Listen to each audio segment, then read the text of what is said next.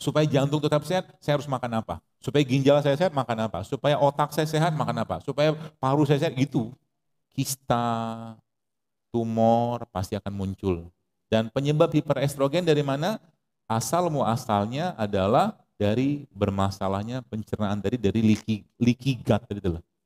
Ada satu tumbuhan yang Allah ciptakan yang dia bisa meriset sistem hormon. Jadi kalau mungkin secara kesimpulan sederhananya, obatnya leaky gut itu apa? Obatnya leaky gut itu apa?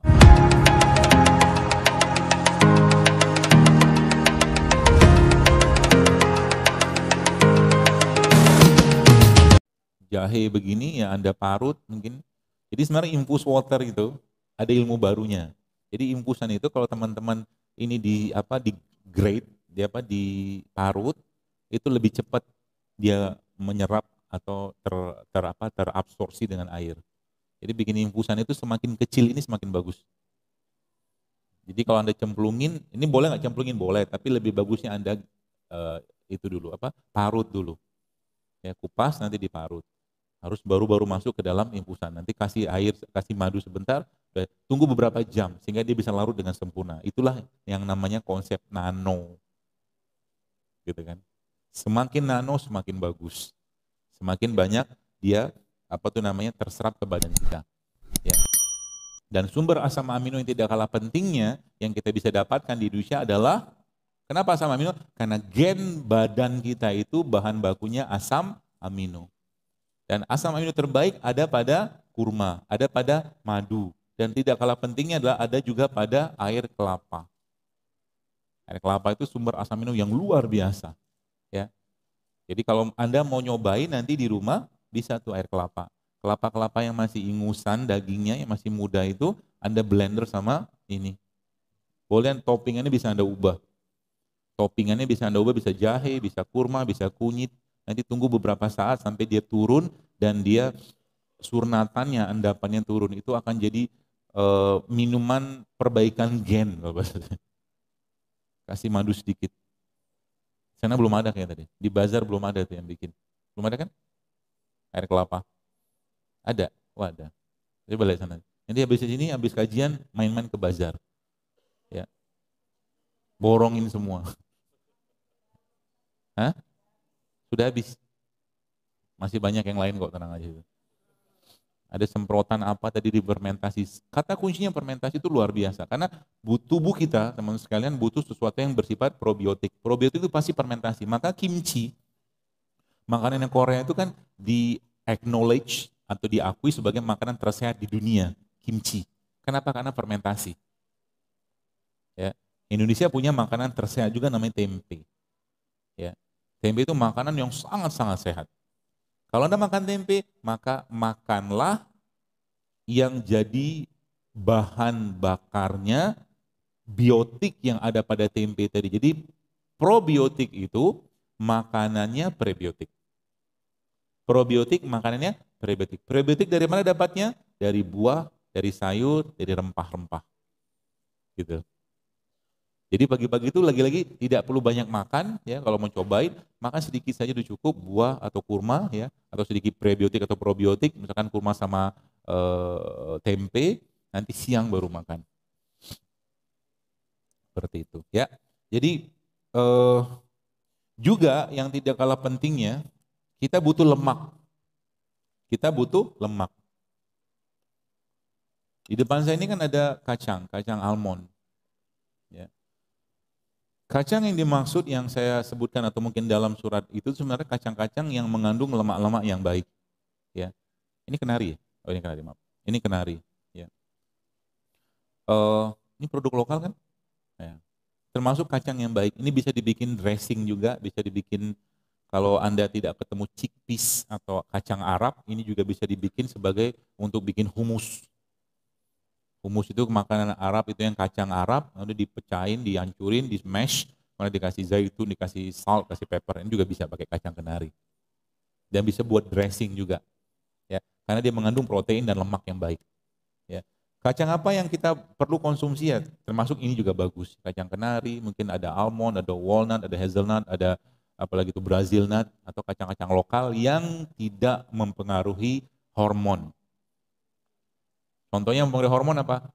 Kedelai. Kedelai saran saya tidak untuk dikonsumsi sering-sering, terutama ini kedelai ya, bukan tempe. Tempe itu fermentasi. Kalau fermentasi oke, tapi kalau kedelai saya tidak sarankan atau kurang saya sarankan, terutama bagi laki-laki untuk sering-sering konsumsi kedelai, karena nanti dia bisa jadi lebay. Tahu kenapa? Karena kedelai itu ada senoestrogennya. Dia punya hormon perempuan. Jadi kalau laki-laki makan kedelai baik-baik, dia susah, tidak berani nikah lagi dia. Pembahasan itu terus. Ya gitu ya. Jadi banyak makanan-makanan tadi yang juga Anda perlu Anda perlu pikirkan ketika dimakan itu kira-kira itu enggak bikin masalah enggak gitu kan. Seperti itu. Jadi kalau mungkin secara kesimpulan sederhananya, obatnya leaky gut itu apa? Obatnya leaky gut itu apa? Mineral, vitamin, enzim, probiotik, prebiotik. Ya. Dan kita dapatkan dari mana? Bumbu. Jadi mulai sekarang, coba makan bumbu tiap hari. Caranya gimana? Ini kan bumbu sebenarnya kan. Bisa Anda bikin teh kan, slice, kasih air panas, jadi. Sambal misalkan di rumah teman-teman, di sana ada yang jual sambal kurma nggak? Belum ada. Bikin tuh sambal kurma. Kalau nggak ada yang jual, bikin bawang putih, cabai rawit, pakai garam ini juga boleh, rock salt begini, atau Himalayan salt, atau juga boleh. Nanti pemanisnya pakai kurma. Dimakan sama tempe. Enak banget. Sangat enak. Hah? Ya. Enak dan sehat. Jadi makan tuh selain enak, juga kudu sehat. Ya, kudu sehat. Sayang kalau nggak sehat. Ya,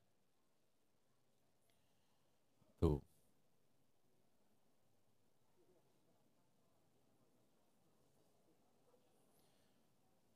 Jadi banyak sekali, ini ada satu hal yang mungkin teman-teman belum tahu ini ya, cerita ini. Ada satu tumbuhan yang Allah ciptakan yang dia bisa meriset sistem hormon kita. Bahan yang ada pada tumbuhan tadi itu namanya pregnenolon. Dan pregnenolon ini teman sekalian, kalau dia ada pada badan kita dan terasup, maka dia bisa memperbaiki keseimbangan progesteron, ya testosteron, kortisol, estrogen segala macam. Dan tahukah Anda pregnenolon ini ada pada siapa? Ternyata pregnenolon itu ada pada black cumin, habatus sauda. Jadi habatus sauda itu bisa dikatakan tumbuhan periset hormon. Jadi laki-laki makanlah itu tiap hari. Dosa banyak-banyak. 1-2 kapsul sehari cukup lah. Yang penting rutin aja. Ya. Ibu-ibu juga makan itu. Karena ibu-ibu zaman sekarang sebagian besar dengan pola makan Anda cenderung hiperestrogen.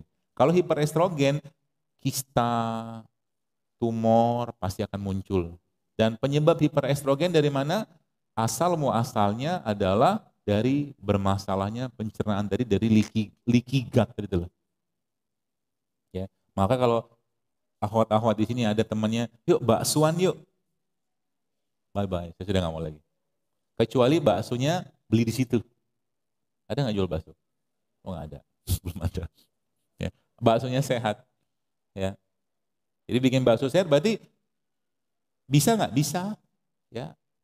Daging kan, daging ikan atau daging apa? Daging biasa, daging sapi atau ayam dikasih tepung kan, tepungnya tapi tepung yang non gluten bisa. Gitu loh. Jadi semua itu bisa disiasatin. Jadi kalau ketika saya nyampaikan seperti ini ada beberapa ikhwah-ikhwah yang mereka sudah mulai mikir. Jadi gini, kalau Anda bikin makanan atau jual makanan, saya cuma pesan moral saja. Pesan moral saya apa? Pikirkan baik-baik kira-kira makanan yang Anda jual tadi bikin sakit orang atau bikin sehat orang. Kalau bikin sakit sehat orang, alhamdulillah. Tapi kalau bikin sakit orang, maaf, kita zolim. Apalagi udah tahu ilmunya. Contohnya apa? Cake. Cake itu kan yang dari tepung kan? Tepung ada apa lagi isinya? Mentega apa lagi? Gula, apa lagi? Telur. Sehat nggak? Sekali-kali silakan. Ya, sekali-kali silakan, setahun sekali, 6 bulan sekali, oke lah. Tiap hari makan cake nggak sehat, gitu loh. Karena itu penganan. Ya, kalau Anda butuh ikan, makan ikan, jangan makan pempek. Karena pempek kan udah pakai tepung kan, pakai apa sagu gitu-gitulah. Kalau pengen makan daging, jangan makan bakso, kecuali baksonya sehat sih ya. Tetap yang namanya makannya itu real food, whole food. Ya kalau memang makan ikan, makan ikannya. Olahannya buat penganan silakan, tapi penganan pun harus sehat. Itu kata kuncinya. Pempek sehat nggak? Belum tentu juga sehat. Karena kalau tepung masuk lagi ya gluten. Gitu loh. Bakso glutennya double dari itunya, dari pentolannya tadi, dari mie-nya. Nah, kemarin saya makan di Jakarta makan bubur ayam.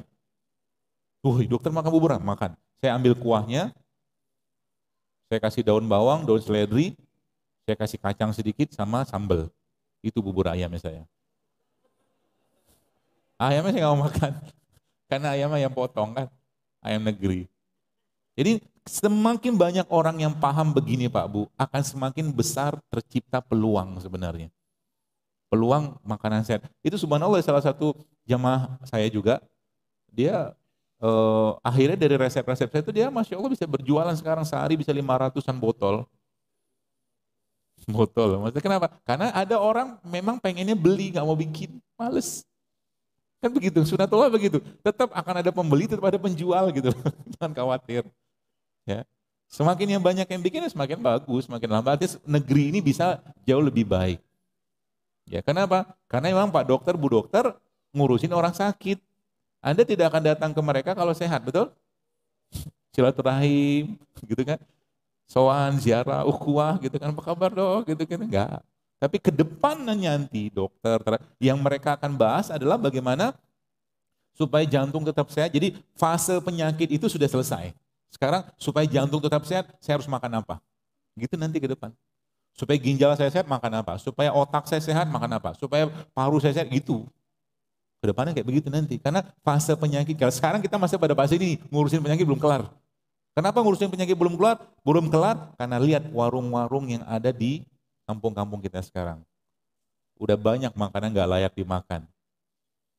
Ketika sudah makan, bukan layak makan, maksudnya banyak makanan yang sangat-sangat tidak sehat gitu loh. Anak-anak gak kenal lagi dengan ubi rebus, singkong rebus, kacang rebus, kenal dengan sosis, nugget, segala macam. Ya sudahlah, generasi kerupuk, generasi micin gitu loh sekarang. Dan lagi-lagi sampaikan, alkohol dan drugs atau narkoba, dia juga memberi kecanduan pastinya. Makanan juga sama. Makanan-makanan yang sudah, jadi gini, simpel gini, semua orang di sini pasti pernah makan mie instan. Betul? Saya pun pernah, boleh kuliah zaman dulu kan. Dan Anda udah hidup sehat nih, sekarang misalkan, tiba-tiba muncul sensasi pengen makan mie instan, betul? Ngirim dia sinyal, disitulah nanti, apa ya, kalau bahasa itu iman kita itu bekerja. Jadi seorang yang menjaga iman dengan baik pasti nggak mau makan sembarangan. Kenapa? Dia lebih sayang dia lebih sayang dengan badannya, dia lebih sayang dengan hatinya, dia lebih dengan hati, dengan perasaan yang saya disampaikan bahwa daripada saya makan nanti saya nggak bisa baca Quran. Sekarang misalkan saya makan mie instan, saya tahu kalau saya makan mie instan efeknya apa?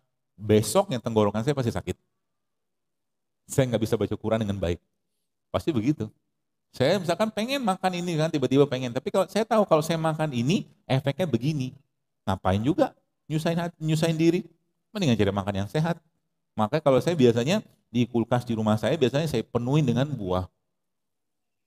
Supaya apa? Nggak ada pilihan lain. Apalagi misalkan di sini teman-teman yang sudah mulai hidup sehat. Dan lagi saya sampaikan jangan jadikan sekedar lifestyle, tapi jadikan sebagai bentuk ketaatan dan rasa syukur kita. Sehingga dapat pahala. Anda minum madu dapat pahala gitu loh. Ya. Misalkan di kulkasnya, coba di kulkasnya misalkan supaya tetap konsisten istiqomah, isi aja dengan pare misalkan. Tiba-tiba malam pengen makan gitu kan, mode cheatingnya muncul gitu. Buka kulkas, ada pare, batal nggak jadi makan. Alhamdulillah kan lebih baik. Daripada isi kulkas makan banyak yang nggak sehat, misalkan. Ya, seperti itu.